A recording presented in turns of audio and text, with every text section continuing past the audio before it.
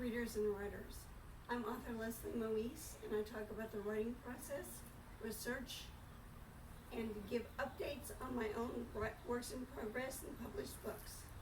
And today I'm going to be reading from the opening chapter of Under the Pomegranate Tree, which is now published and available on Amazon.com, BarnesandNoble.com, Target.com, and at Carmichael'sBookstore.com.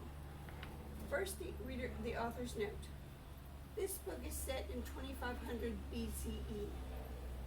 The work in no way comments on African American enslavement or contemporary experiences of enslaved people.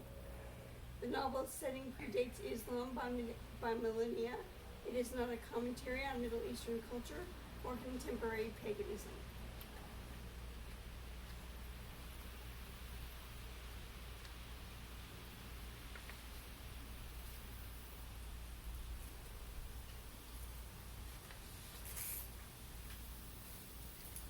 Only diffused light slanted in from outside.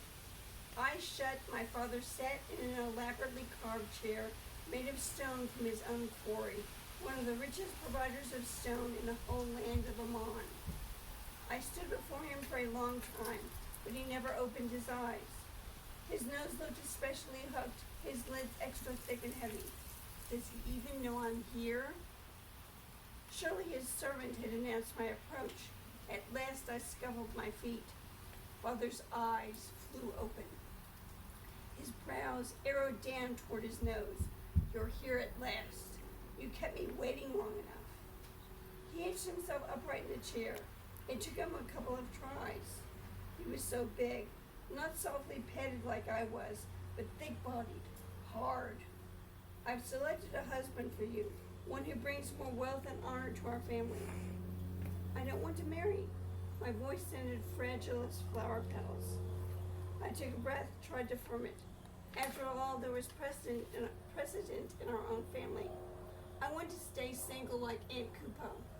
Ridiculous. Father huffed out a breath. I felt its heat on my cheek. I couldn't help wincing. Well, honor. My marriage only meant those to him. Father pinned me with a glare that would have melted stone. I have spoken. You will marry before your 16th birthday. He flicked a hand laden with silver rings towards the doorway. Now be gone. I want to stay single, Father.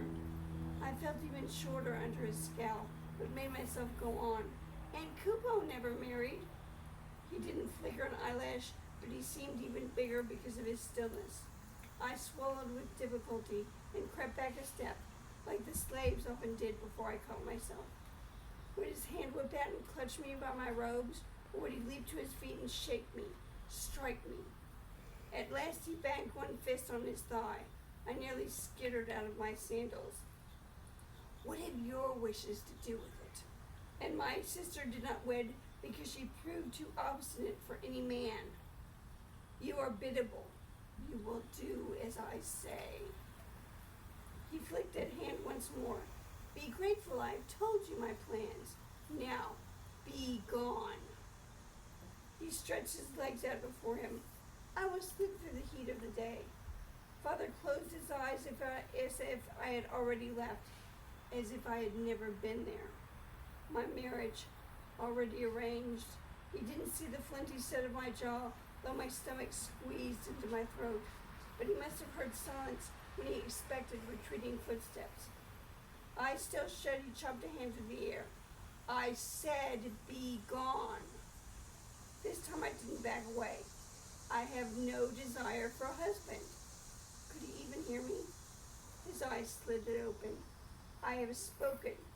You wish to feel my wrath? I will not say, be gone another time. His voice gritted like sand on stone. His hand clamped on his knees as he braced to stand. Thank you. If you enjoyed this, press like, subscribe, and press the bell to be notified for when I post. And feel free to leave a comment in the comment section about videos you would like me to make in the future. Thank you, and I'll see you soon.